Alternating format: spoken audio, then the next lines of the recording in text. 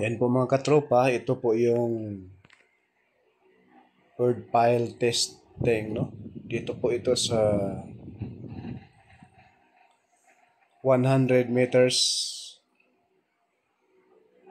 malapit sa Santa Rosa City Station, na kung saan naghuhukay na rin po sila rito para sa word file testing. Ito na yung hudyat mga katropa kung malapit na po ang puspusan na paghuhukay ng mga columns dito po sa PNR NSCR South, dito po sa portion ng Santa Rosa City, Laguna. Ayan po mga katropa, bubuhusan na po yung ngayong word file testing, na kung saan isang tinitest po nila yung kung gaano ka tiba yung lupa dyan sa ilalim. At yan po yung mismong alignment nitong PNR in SCR South dito po sa Santa Rosa City, Laguna. Kahit maulan mga katropa, tuloy-tuloy yung paggawa nila rito sa mismong PNR in SCR South. Asahan natin sa darating na January 2024 ay tuloy-tuloy na itong paghuhukay dito ng mga poste, columns, no? Mapunta mula Calamba hanggang Solis, Maynila. Kapag asahan po natin matatapos po ito katropa, 6 years or 5 years, no? Pwede na itong magamit sa publiko. Dahil ang nag-start po nito si dating Pangulong Rodrigo Roa Duterte at ngayon si Pangulong Bongbong Marcos Jr. na pinagpatuloy po niya yung proyekto ni Pangulong Duterte.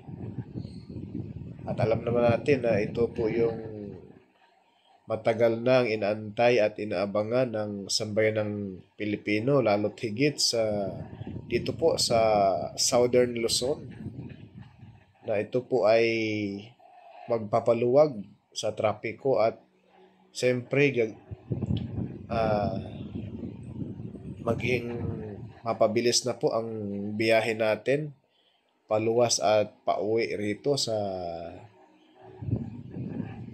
South. Kapag tayo po ay luluwas papuntang Maynila, mapabilis na po mga katropa dahil po nitong elevated na PNR NECR South. Mula rito sa Calamba, Laguna mga katropa hanggang doon sa New Clark, Pampanga, no? Na kung saan doon sa norte mula Tutuban hanggang Clark, Pampanga ay may marami na pong mga station ang natapos na. At matagal na rin pong nag-start doon mga katropa. Kahit pandemic, tuloy-tuloy ang trabaho. Ganun po ang gawain ni Pangulong Rodrigo Roa Duterte. Ang iisip niya ay yung mapagaan ang transportasyon ng ating bansa, lalo't higit dito sa area ng North and South Luzon. Dahil makita naman po natin sa view mga katropa, napakarami na pong bahay dito sa itong areang ito ay dito lang po ito mga katropa sa bayan sa city ng Santa Rosa, Laguna. Ayan po, masisilayan po natin yung sa unahan. Yan na po yung mismong Laguna de Bay. At dito naman po sa bandang kanan, itong papunta natin sa ating camera ay papuntang Calamba. Ayan. Tad-tad na po dito sa bahay mga katropa. Halos wala ng bakante, no? Yan. Itong hinuhukay nila ngayon, yung board file testing po ito. Testing file. Nang sa ganun, ma-test nila yung kung gaano katibay yung lupa na nasa ilalim. At ito naman po yung precast yard kung saan dito po ginagawa yung mga segmental box girder. Yung segmental box girder po mga katropa, yun po yung doon po dadaan sa taas yung mismong bago ng train, no? Bago ng PNR. Kumbaga solid na buhos ng semento po yan mga katropa. Yung segmental box girder na yon, doon po ipapatong yung release ng PNR, no? Sa madaling salita, napakalaking po yan, napaka-solid na buhos ng semento. Yun po yung papatungan ng mga release sa taas. Ayan. At dito po ihuhulma, no? Dito po gagawin yung mismong segmental box girder. Ito po yung tinatawag na precast yard. Ito po ay malapit sa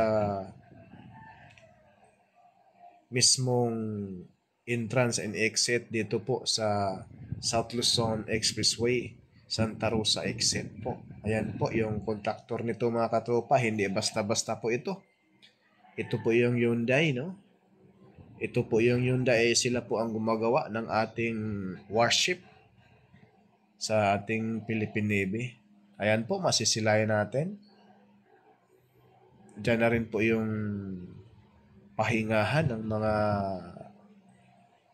Korean engineer. Nag-supervise nitong project na ito. Ayan po. Asahan natin sa early 2024 na puspusan na po ang trabaho nito sa South mula Alabang, mula Calamba hanggang doon sa Solis, Maynila.